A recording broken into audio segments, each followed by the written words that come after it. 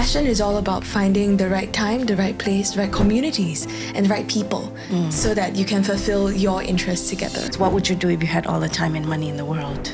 It's not good to be busy. You shouldn't be so proud of being busy. I just need to remember to play now. It's funny that she mentioned that she's an introvert.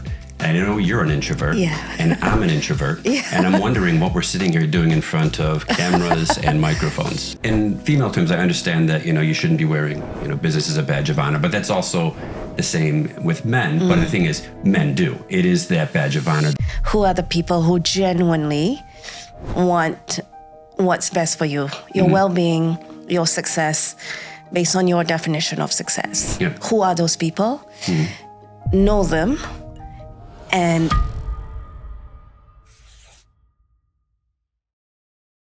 welcome to Raw with Uma, and I'm Uma, your host and architect of Raw Leadership, here to bring you unfiltered, unrehearsed, unscripted conversations with women about what really goes on in navigating life and work. Are you ready? Let's get raw. So my guest today is Calissa. Welcome, Calissa. Thank you for joining me today. It's my pleasure, Uma. So tell me a little bit about yourself. So I'm an ex-consultant who took a slight detour to venture capital and headed off to government next. Okay. In my free time, I volunteer at the World Economic Forum, and I do a little bit of writing and improvisational comedy for fun. Wow. Okay. That is definitely a portfolio career. It's all right. So what made you want to come on the show? So I guess I've always been such a huge fan of the great work that you've done for Lean in Singapore. Oh, thank and you. I also went for your recent walk, the talk with male mentors. And I think or rather male sponsors. Yes. And I think you've done so much for the community. And I was wondering, how can I fill your cup? Because you've done so much to fill the cups of others. Thank you, because I think that's why I'm doing this podcast. And whatever questions that you have for me, which I don't know because we are meeting for the first time right now, I am willing to bet that there are hundreds of other women, not just in Asia, but around the world, who are thinking about the same questions. Definitely. So, shall we get started? Sounds great. Okay. I guess for yourself, Uma, I was wondering what made you kind of discover your passion and how do you balance, I guess, the different commitments and energy level that you have while still kind of fulfilling that passion? Yeah, I think discovering my passion has been a lifelong journey. I'm sure like for you too, although I'm pretty sure you are very much younger than me. One of the things I like to ask myself is, do I feel good before? Do I feel good during? And do I feel good after I do something? And there's very few things I feel that way about. And that informs me about what I would like to give my energy to. And it can be, for example, this podcast, we've been planning for this for weeks, right? Gosh. And, getting ready this morning, and then the production is very much online and offline on all the things that come together for the show. But I know I'm going to walk away energized. But also hosting dinners at my house. Okay. I love planning for it.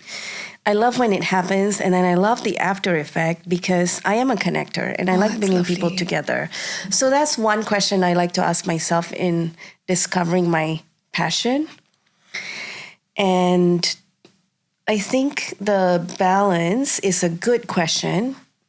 When I was growing up, I used to think that, oh my gosh, I'm so embarrassed to stand in this separate queue at school to get borrowed books because my parents couldn't afford to buy me new books. And I'd be like so angry first to my parents because like, why can't they earn more money? Then I don't have to, be singled out to call to stand in this queue. And I figured out maybe at the age of 8, that time was an equalizer. Wow. And we all had equal amounts of time, and I was determined to use my time differently. But as I have now experienced at least half of life, I'm in my 40s, it's about energy. It's no longer about time. So I love your question because you asked energy and what am I choosing to give energy to and how do I balance it? So it does come back to what are my dreams? And am I giving my energy firstly to my dreams? I want someone to come home to, I want to impact the lives of women, and I want to build something that I can leave behind, so I have dreams like that. So am I giving my energy to things that contribute to my dreams? And then there's other things that are non-negotiables for me. Spending time with the people that I love, that love me back. I think women tend to get the question on balance. I don't know that men do. So I'll be interested to hear from my co-host later about whether he would get a question like that.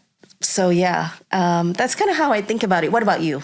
I mean, I think the way you put it was so beautiful, right? It's such a raw, unfiltered take on how you think about energy and how you very intuitively goes towards what moves you best and what fills your cup, for want of a better word.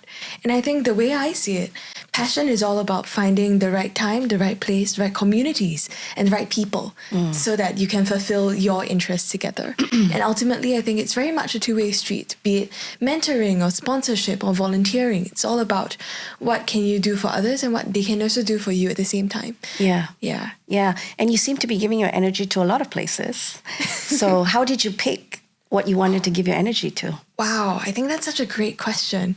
And I think for me, very much like you, I kind of thought about what makes me feel good during, before, and after. But at the same time, I was also thinking, how do I optimize? Like you mentioned, time is truly a great equalizer, and so is energy. And I think despite having a somewhat higher energy level than the average person, I still feel tired at times. So I started thinking about where can I best maximize my impact and how do I scale? So startups have this phase of hypergrowth. I wanted to kind of enter that in kind of optimize my own life. So I realized that by volunteering for an international platform that had very strong roots here in Singapore as well, the World Economic Forum's youth community called the Global Shapers was a great way for me to do that. And I could do it at scale. And I also realized that improvisational comedy was really important for me to blow off some steam. So that's why I do improv regularly. Okay. But biography writing, that's another story for perhaps, who knows, another episode. Okay, I am exhausted listening to you. Oh no. Because it sounds like a lot. And what my friends would say to me, like, oh, Uma, you seem like you're working all the time. Yeah. And you really need to give yourself some downtime. And I recently did the Hoffman process, which my guest today also did, and it's really deep introspection work. And one of the things that I have discovered in that process is I have not introduced much play in my life. And the intellect part of me is actually very dominantly overtaking the emotional side of me. And I actually need to foster and care for and bring out this emotional part of me, which is a huge piece of work in itself. And as an introvert, which is probably why I'm exhausted listening to all the things you are doing, I have to introduce space and solitude in order for me to then give the energy to what I want to give energy to. That's great. I mean, it sounds like you know very clearly how to best recharge yourself. Yeah. And I think the self-awareness that you had even before you underwent the Hoffman process must have been such a huge North Star, right? It showed you what you can do to give back to others. It showed you how you can care for yourself. I think that's wonderful. Yeah. I would say I love questions because questions make you think. And the question that got me to start Lean In from my mentor was, what would you do if you had all the time and money in the world? And I think that was a great starting point for me in 2016 to go like, yeah, actually, I do want to help women. I just don't know what that was going to look like, right? And if you were to tell me then I was going to be a top voice on gender equity, I probably would have laughed at it, right? Gosh. So I think we don't know what we don't know until we start asking ourselves some of these questions. Have you asked yourself a profound question that made you do a shift? Oh, I think for me, really it was career related. I was thinking, how do I want to kind of design my life in a way that fulfills me and makes me feel like I'm fully grounded and centered. And I discovered that all my life, or at the very least, all the way from my very first internship, I was always fascinated by tech and both its power and potential to do good, but also be abused at the same time. So that took me on a very long and winding journey, all the way from government to private sector, and now back to government again. And I think it was precisely because I had exposure to different tech companies during my time as an intern, or even as a freelancer, or even as a consultant. I think that was really pivotal for me to kind of recenter and say, okay, I think I found what I really want to do for a big part of my career. Yeah. Yeah. So what was the most difficult thing that you had to think about, experience? You know, I always think of we can only build resilience when we suffer. Yeah. And it's such an important aspect of life, which is not talked about often. I'd love to know from your story, growing up here in Singapore. Right. What did that look like for you? I think I had a comfortable childhood. So middle class, simple lifestyle. I was okay in primary school and even more average in middle school. And I think it was really in junior college that fear of mediocrity kind of set in. But unfortunately, I think I only really blossomed much later in life in university, when I started getting a bit out of my shell as an introvert, and when I started to really apply myself to subjects I actually loved. So I think university was both a great time and a not so good time for me, in the sense that I guess my fear of stagnation and my fear of being an imposter kind of set in. And I think it was from there that this sense of desperation to always keep doing better, always to keep busy, and always to keep doing more kind of really kicked off. Yeah. And how do you feel about that today? Because I think a lot of us wear busyness as a badge of honor. That is too true. And I think it really reminds me of a great quote that a mentor recently mentioned. It's not good to be busy. You shouldn't be so proud of being busy. And I think that was a really pivotal moment for me, because it made me think, why do I hold on to this value of labor and value so tightly? And why do I actually want to keep doing things all the time? So it was a really big moment of introspection. And to answer your question, I think the way I kind of process and deal with that is really by, like you mentioned, giving myself that opportunity, that space for play. Yeah. I love that. Any other questions for me? Yes, I do. So let me just pull them up real quick. She's got a list. Yeah. I was prepared. I guess the next question would be, what advice do you have for others who may not have found that passion yet, or are still struggling to kind of identify what exactly that passion is or could be? Yeah, I think a great starting point is to start thinking about, what do you feel good before you do it, when you do it, and after you do it, and just start noticing that. I think that's a great starting point. That's how I stumbled upon my passions, but if I had a chance for somebody to actually tell me how to think about it, I think that would have been a good starting point. Awesome. And I love how you gave very actionable questions that are accessible, free, and easy for anyone to do in their free time. Yeah. And I would love to kind of hear more about this journey that you mentioned, how you stumbled upon your passion.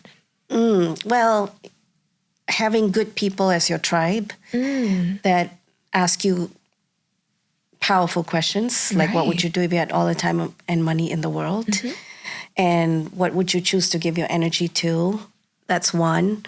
I listen. I think another great question that I keep in my bank of questions is, what are you doing when nobody else is watching? Wow. And what I'm doing when nobody else is watching is I'm listening to Adam Grant and Esther Perel and Brene Brown and Simon Sinek. Right now I devour Diary of the CEO with Stephen Bartlett. Yes. So my everyday moments are consumed with that type of content, which tells me that there is something in there for me to use and apply, and then hopefully make it useful to others. And I think it really shows your personality. You lit up when you're talking about podcasts, and perhaps that's one of the bigger drivers for today's podcast as well. And I think it's really brilliant how you constantly find different opportunities to keep learning, keep growing, and keep kind of honing or refining your craft. Yes, I just need to remember to play now. Yeah. Yes. And have you found that time and that space to play a little bit more? I'm going to have to consciously do this. So what I discovered in the Hoffman process was that my favorite form of play is dance. And you're not going to believe this, but last year, I don't even know why, but I signed up for dance lessons. Amazing. I don't even know why I did it. It's good. I loved it. And then I went and did Hoffman, which is, intensive therapy for like 6.5 days. And then it came out there and I was like, okay, I really have to pay attention to this. And I said it to one of my best friends and she's like, I have never seen you dance. How is that possible? So yeah, I think it's so important to introduce play and I just want to be more conscious of that. It's, yes, do the work with impact and still have a lot of play. Awesome. Who knows? Maybe you need like a regularly scheduled calendar invite play. Yeah. I'll color code it so I know it's one that is important and one I want to give my energy to. So when are you going for your first or next dance class? It's going to have to be July. But thank you for asking me that question because you are like, right, what's the action item here, Uma? Like, thank you. So my pleasure. I'm going to schedule it for July when I'm in town. Cool. Yeah. Is it salsa, bachata? Oh, no, it's going to be like a mix. A mix of everything. My goal is to not look silly on the dance floor. That's it. It's okay. As long as you're having fun, no one's looking anyway. Exactly. See, this is me, the overachiever. So, yes, that's going to be my plan. Awesome. Yeah. And when did you first discover that you needed to, I guess, structurally introduce play to your life? In the Hoffman process. Oh. But also, I've been hearing, with all these podcasts that I listen to when no one's watching, about the importance of play in your life. I think a lot of people and great just authors around traumas and living life and just experiencing hardships, they talk about in their later age, how they wished they had introduced play in their life. So that was the first clue. Right. And then I unconsciously started dance classes last year. And then I did the Hoffman process. And then I was like, yeah, okay. And I think that's brilliant. That fact that you have that time, that energy to really introspect and dig deep. That's great. Yeah. Yeah. Well, thank you, Calissa. It was great to have you My pleasure. on the show today. Thank you for coming with all your questions. And I can't wait to hear what my co-host today has to say about all the questions you have. Me too. Looking forward. Thank you so much for the lovely invitation, Uma. You're welcome. Charles Anderson and I met at a Lean-In event a few years ago, and shortly after, he was a key member of He for She, the men's chapter of Lean-In Singapore, which is a non-profit I founded 8 years ago on progressing women in the workplace.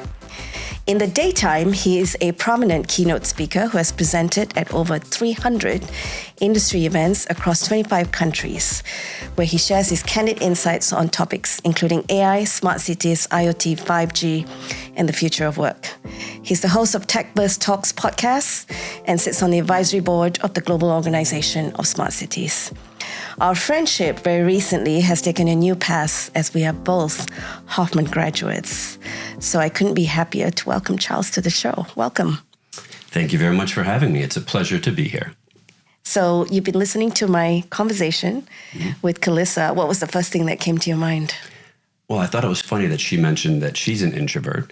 And I know you're an introvert. Yeah. And I'm an introvert. Yeah. And I'm wondering what we're sitting here doing in front of cameras and microphones. Yeah. Shouldn't that actually not be the case? Yeah. But I guess we've actually learned how to do it. We play extroverts on TV. Yes, we over-prepare. This is one of the things you and I talked about. Yes. So what I really enjoyed about that conversation was it forced you to look at, how do you find time for self? How do you invest in yourself? And I think all of us probably right now, the three of us are in a privileged situation because we're almost between things where we're starting off on a new time. So we have time to look back and reflect. But I'm sure each of us has been in other circumstances where work takes over and go back to yourself when you can think about when you were completely overworked and you weren't investing yourself. What advice would you today give to that Uma who was in one of those stressful periods? And then maybe what would you say to people who are listening that maybe are going through one of those stressful periods? Yeah, I'd be like, don't wear busyness as a badge of honor. It's okay to take the mask off, because I feel like every time I step into the office, I'm stepping on a stage and I have to be and act a certain way because of all the expectations that comes with, whether you're the first or only in that sort of environment. So, but it's a hard advice to accept. Yeah. Unless you go through the journey of not doing it and then going down this hole of, oh my God, what am I doing to myself, right? Because if you don't experience that, then how would you know it's not a road to take? Or you get in a situation where you're like, well, I know I need to invest more in self, but I'll just finish this one more thing up. And then next thing you know, it's like 5 years has passed by and you're still on the hamster wheel. And women especially aren't great at investing in themselves, generally speaking. We are so ingrained in caring for others and putting others first that we tend to put ourselves last, right? And your amazing wife, Wilma, who also is a close friend of mine and a high-powered executive, right, is you live and see this for years now as well. So what would you say to women that are thinking about, one, how to pursue their passion? How would they even begin to find it? And two, putting themselves first. Another question on this is a follow-up. Because I started thinking about it in male terms. I think in female terms, I understand that, you shouldn't be wearing, business as a badge of honor, but that's also the same with men. But the thing is, men do. It is that badge of honor that we like to think, and almost admitting that you're investing in self or taking a break because you want to look deep inside and understand yourself better to make yourself a better person is almost viewed as a weakness. And I talked to you about this before. Like when I did Hoffman, when I would talk to certain people, I would pitch it as it was really just a thing I can do to help me professionally, not actually wanting to admit that, I know I can improve if I spend a lot more time looking deep inside myself. Yeah. So what was the shift on narrative there? What made it happen for you? Especially as a man, which, great perspective. It is the badge of honor. Yeah. But I think so what happened when I realized that it was silly what I was doing was when I was at Hoffman. And it was when you just realize that you think that you're the only one who needs to do this. So you almost feel like I'm admitting that I'm weak while everyone else is strong. And you realize that actually most people can benefit from spending a lot of time investing in themselves and understanding themselves better and trying to figure out what's going to make them happy in their life. And I think once I realized that, I've almost flipped it around where I'm actually more proud of why I did it, because I admit, I was burning myself out. I wasn't overly happy and satisfied with the work I was doing. So I needed to take a step back and find out what makes me tick. How can I myself become a better person? And to be honest, I did carry some dark things from my past in me that, I probably needed to let go of. So just opening myself up to it and realizing that we're all perfectly imperfect and accepting that, it's a very liberating experience. Yeah. What's the journey been like for you on what makes you tick, which is, kind of what Calissa was talking about. Like, how do you figure that out for yourself? Well, I'm older than both of you, and I'm still figuring it out. But I think it's fun because I realize now what makes me happy. Like when I did this exercise where I looked at over the last 30 years of my life or 35 years of my professional life, and when was I most happy and least happy? And what I found is when I'm most happy is when I'm stimulated. Now that can be from a new experience, it can be from meeting new people or in that right type of environment. So I'm constantly seeking out things now that are like just exciting for me. Doesn't mean I have to be an expert. I just want to go somewhere, learn and have fun. And that's when I tend to really feel like the most rewarded in the work that I'm doing. And so if someone was to take that into something they can action today when they're listening to this, to first be aware is what I hear you say on what was the day that you would say to yourself, like Jim Collins, the guy who wrote Good to Great, I heard him on a podcast with Brene Brown. Like he gives himself this, at the end of the day, was it on a scale of 0 to 5 and 0 to -5? Was it a +2 day? Was it a 0 day? Was it a -2? And he likes to put that on an Excel spreadsheet, which is not me. It doesn't have to be you. But first step to be aware. And then what makes, I guess you're saying, think about what made it a +2 day or what made it a +5 day. And for you, it was like new experiences was one dimension of it. Yeah. I think one thing I found useful, because I'm not good at doing the same thing repetitively and putting in process in my life outside of making my morning espresso. So I need to find things that are quick and easy and work for me. And what I have is a very simple gratitude journal. And it actually reminds me of things that I should be happy about. And if those things I'm looking at are farther back in the past, I realize I'm not doing anything right now. And it's almost like a reminder, like, well, what's happened recently that I'm really happy about? And if I'm not doing that, I'm not finding those things, then I try to take a step back and look at, okay, what am I missing here? Because I also know that I have a habit of going down a path. And if I'm not in a great space, I can keep in that not great space for quite a long time. And I just need to be able to like stop that and make sure I'm the right version of myself. So it's looking at it, deeply, asking myself the tough questions. Or like we talked about when I saw you recently, it's like when you say, how are you doing? I'm going to give you that full, honest, unabridged answer, which is normally what you would not do. Normally you would say, oh, I'm fine. So when you ask me how I'm doing, if I'm having a bad day, I will tell you exactly why. And I feel comfortable that you're not going to use that as something against me or judge me by it. Yeah. And to everyone that's listening, because I think passion is such a big thing now, because people want more out of life. We're going to live longer. And hopefully we're going to live healthily longer. What would you say, like the first step, like today, if you had to do something to go and figure out how not to wear busyness as a badge of honor, to go figure out what else could be filling your cup? Like what would be something actionable you'd recommend? I actually love what you said earlier about that if you had all the money in the world, what would you do? Yeah. And it's almost like that thing. If nothing else mattered, if you had a free day and there was no financial constraints on it, you could do whatever you wanted, what would you do today? And just taking the work side out of the equation, not what would you do after this project is over? What if I had a day or a week? What would I actually want to do? And find out really what makes you happy and what drives you and what gives you that energy to keep going. Because it can be hard to maintain energy when you're working, especially in Asia, where we do tend to work a little bit more than a lot of the other countries. Yes. Maintaining that energy level is very difficult, and taking a step away from it and being able to, realize that's an important part of it. It has to be built into how we work. If you want to maintain your energy, you need time away from what you're doing to reflect and invest in yourself. Yeah.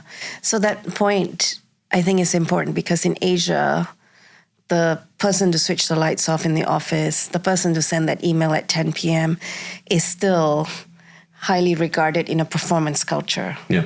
So if I am a person in the workplace that potentially is doing that today, because I want to show up and show that I am performing, and I want a different life for myself, and I don't want to be maybe alienated for the choices that I am making, what might I do? I'd start questioning, why do you think you're going to be alienated for it? And yes, there will be certain people who will look down if you invest too much in self, and they'll view that as soft. You should just be professional and work your 80 or 100 hours a week and send emails at 2 a.m. But I would question that and also realize, if that person is going to judge me on that, should I actually care why they're judging me? And do I really need that person's positive opinion? And why am I trying to measure up to their standards if it doesn't meet with mine? So if I know what's important for me, that's what I want to be judged against. And it isn't, if I don't think it's important for me to be sending emails at 2 a.m, if I'm not doing it and someone thinks I'm a slacker, I'm kind of proud of that then, because I don't think I should be sending them then. So finding out what's most important to you, and then letting go of that outside opinion. And that's much easier said than done. If you figure out how to do it simply, let me know, because I've been looking at this for like 35 years of my professional career and I'm still working on it.